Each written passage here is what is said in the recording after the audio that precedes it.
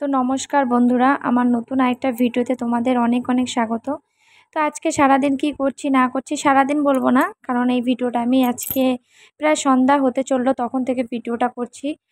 সব কিছু ধুয়ে দিয়েছিলাম, তো সব কিছু দেখো এদিকে গুছিয়ে নিলাম বিছানাটা।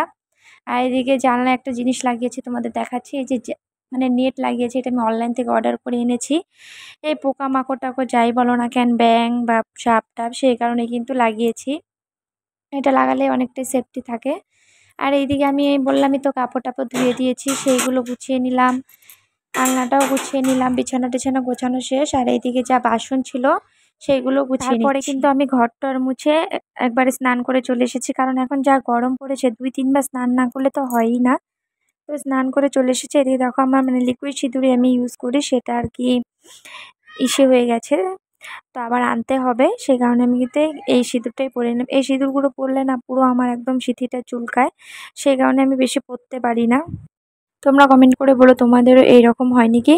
এইদিকে দেখো আমাকে তো সব কিছু গুছিয়ে বললামই, ছেলেকে আমি দুধ বিস্কুট ও দিয়ে দিয়েছিলাম, ও নিজে নিজে খেয়ে নিল। আর এদিকে স্নান করে আসলাম, তবুও দেখো আমি কিন্তু ঘামছি।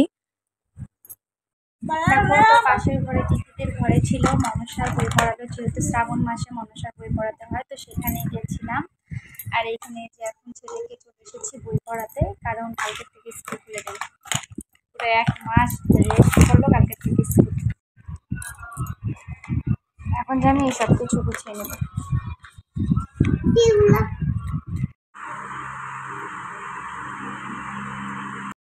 তারপরে বললাম তো দিদিদের ঘরে গিয়েছিলাম, এসে ছেলেকে মানে বই পড়ালাম। বই তো পড়তেই বসে না, এখন যা একটু টিউশন পড়ে তাই।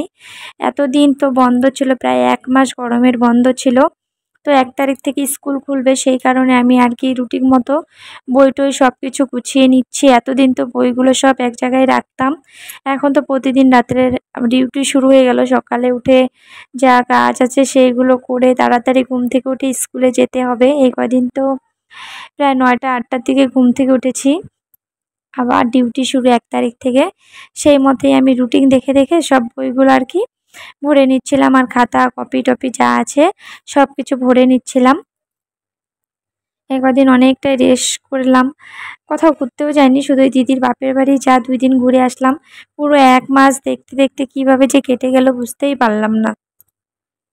তোমরা সবাই কমেন্ট করে জানিও যে তোমরা এই 1 মাস গরমের বন্ধে কোথায় কোথায় ঘুরলে। আমি তো এবার ভেবেছিলাম বাড়িতে যাব, কিন্তু যাওয়া হলো না।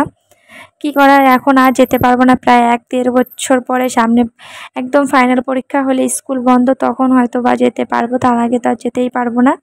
এখন দেখো আমি যে ছেলের স্কুল ড্রেসগুলো যে ধুয়ে একদম রেখে দিয়েছিলাম সুকেসে ভরে, তো সেইগুলোই বের করে নিচ্ছি এখন।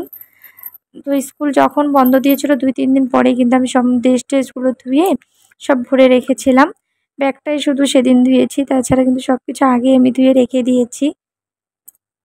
কারণ আমার ছেলে না হাফ প্যান্ট পরতে চায় না, সেই কারণে এই গরমের মধ্যে ফুল প্যান্টই পরে। এদিকে আমার ছেলের হয়ে গেছে অনেকক্ষণ আগেই। তারপরে আমি এখন ভাতও বসিয়ে দিয়েছি, আর এই যে ব্যাগ ট্যাগগুলো গুছিয়ে নিচ্ছি, কারণ কালকে থেকে তো বললামই স্কুল আছে।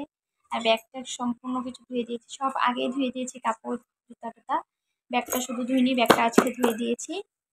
তো এখন আমি রান্না বসিয়ে দিয়েছি। তো আজকের ভিডিওটা আমি এই পর্যন্তই রাখছি, দেখা হচ্ছে তোমাদের সাথে নতুন একটা ভিডিও নিয়ে। কালকে আবার আমি সকাল সকাল থেকে তোমাদের সাথে আরেকটা ভিডিও করবো, মানে কালকে স্কুলে যাওয়ার সেই ভিডিওটা কালকে পোস্ট করবো, মানে কালকে করে পরে এডিট করে পোস্ট করবো। এইটা আগে এডিট করে পোস্ট করবো, কারণ আমার ভিডিও মোটামুটি কিছু জমে আছে, সেইগুলো এডিট করা না বিশেষ করবে না। 3-4 মাস আগেকার ভিডিও আমার আছে, এখন আমি এডিট করে উঠতে পারিনি, মানে আলছি বা কিছু, যাই হোক গরমের মধ্যে মোবাইলেও নেট থাকে না ভিডিও দেখতে দেখতে, সেই কারণেও হয়তো হয় না।